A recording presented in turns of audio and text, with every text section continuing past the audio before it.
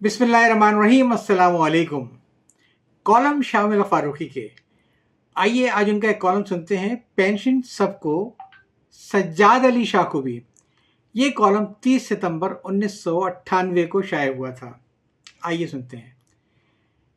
कराची के एक मारूफ रोजनामे ने खबर दी है कि ऑडिटर जनरल पंजाब ने पेंशन के तमाम मामलात 7 दिनों में निपटाने के अहकाम जारी किए हैं।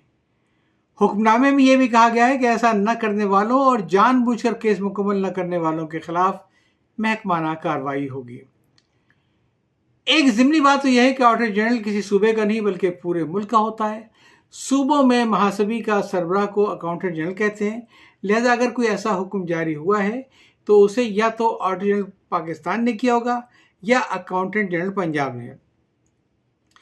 बहरहाल जिस किसी ने भी ये हुक्म जारी किया है वो हदिया तबर्रुक का मुस्तहिक है। उसे कम से कम हुक्म जारी करने की हद तक ये ख्याल तो आया कि रिटायर्ड सरकारी मुलाजमीन को पेंशन भी मिलनी चाहिए।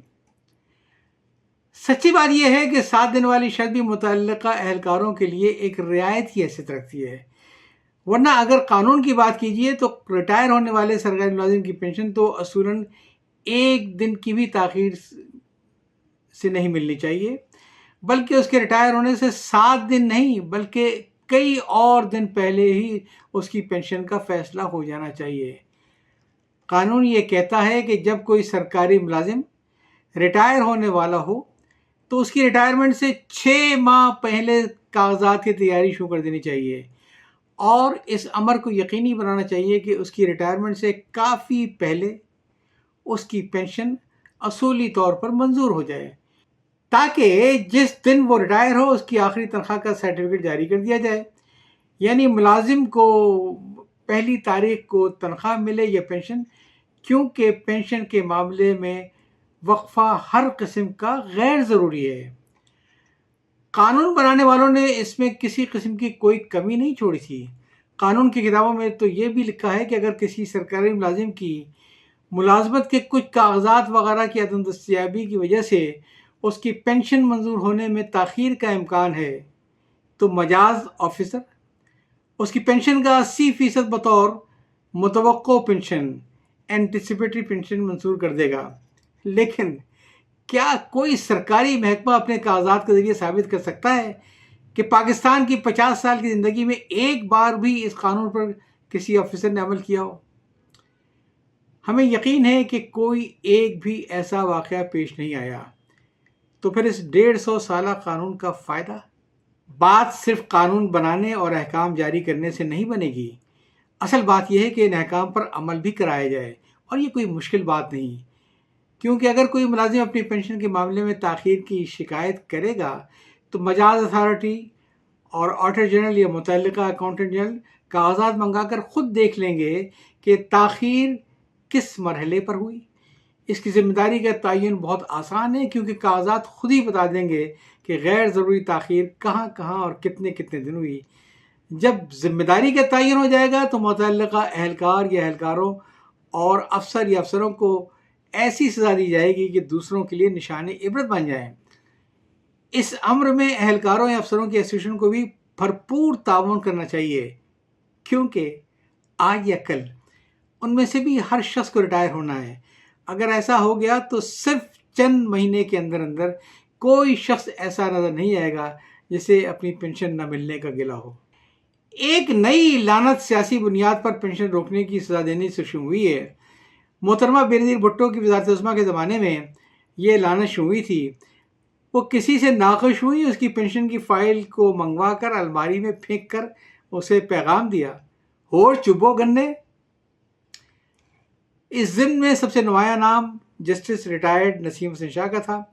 हमें नहीं मालूम इस इरादी ताख़ीर में जनाब जस्टिस सज्जाद अली शाह का भी हाथ था या नहीं, लेकिन ये बात वाकई काबिल अफसोस है कि अगर इस लानत को आज भी दोहराया जाए।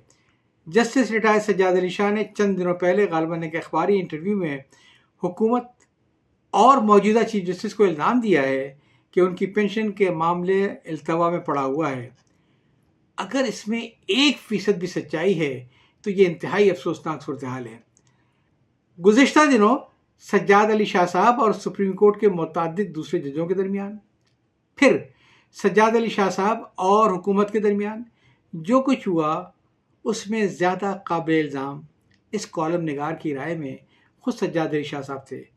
بہرحال بہت سے لوگوں کی رائے سے مختلف بھی ہو سکتی ہے اور مختلف تھی، تاہم یہ رائے کسی کی بھی نہیں ہو سکتی تھی کہ سجاد علی شاہ کے پینشن کے کاغذات منظور کرنے میں کسی قسم کی تاخیر سے کام لیا جائے۔ یہ ظلم ہے، بلکہ انتہائی ظلم ہے۔ اگر بے نظیر نے یہ ظلم کر کے اپنی خفیف الحرکاتی کا ثبوت دیا تو اس کا مطلب یہ قطعی نہیں ہے کہ اب نواز شریف بھی اسی قسم کے ظلم کریں۔ ہم نے تو بہت اچھے دن بھی دیکھے ہیں، لہٰذا اب ایسے دن دیکھ کر بہت تکلیف ہوتی ہے۔ اس موقع پر مجھے ایک واقعہ یاد آیا کہ فیلڈ مارشل محمد ایوب خان کے دور صدارت میں مشرقی پاکستان کے گورنر عبد المنعم خان اور چیف جسٹس ایس ایم مرشد کے درمیان اختلافات پیدا ہوئے جو وقت گزرنے کے ساتھ ساتھ شدت اختیار کرتے گئے۔ آخر یہ طے پایا کہ گورنر اور صوبائی چیف جسٹس میں سے کسی ایک کو جانا ہی پڑے گا، اور یہ کوئی نئی بات نہیں ہے۔ مغلوں کے زمانے میں بھی اگر کوئی صوبائی حکومت کے سربراہ اور کسی حکومت محکمے کے سربراہ میں اختلاف ہوتا تھا تو ایک کو تو رخصت ہونا ہی پڑتا تھا۔ حتیٰ کہ شہنشاہ برطانیہ کے دور حکومت میں بھی ان کے ایک صوبے یعنی ہندوستان کے گورنر جنرل اور کمانڈر ان چیف کے درمیان اختیارات کی جنگ ہوئی تو شہنشاہ معظم نے حکم دیا کہ تم میں سے ایک رخصت ہو جاؤ، اور کمانڈر ان چیف رخصت ہو گیا۔ اسی طرح ایوب خان نے بھی حکم دیا کہ تم میں سے ایک رخصت ہو جاؤ۔ چونکہ خود صدر ایوب کی خوشنودی گورنر عبد المنعم صاحب کے لیے تھی، لہٰذا چیف جسٹس ایس ایم مرشد صاحب نے استعفیٰ دے دیا۔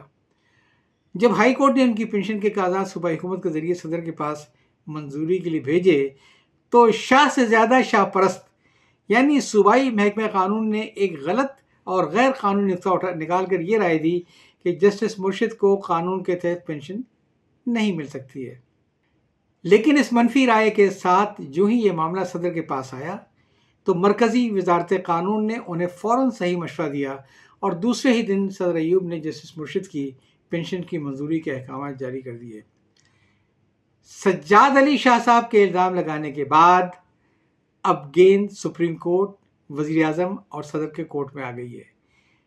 ان کا یہ فرض ہے کہ وہ کسی تاخیر کے بغیر سجاد علی شاہ صاحب کی پنشن کو منظور کریں۔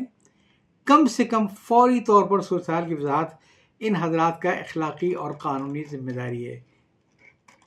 کالم آپ سن رہے تھے پینشن سب کو، سجاد علی شاہ کو بھی۔ یہ کالم 30 ستمبر 1998 کو شائع ہوا تھا۔ یاد چاہتا ہوں۔ اللہ حافظ۔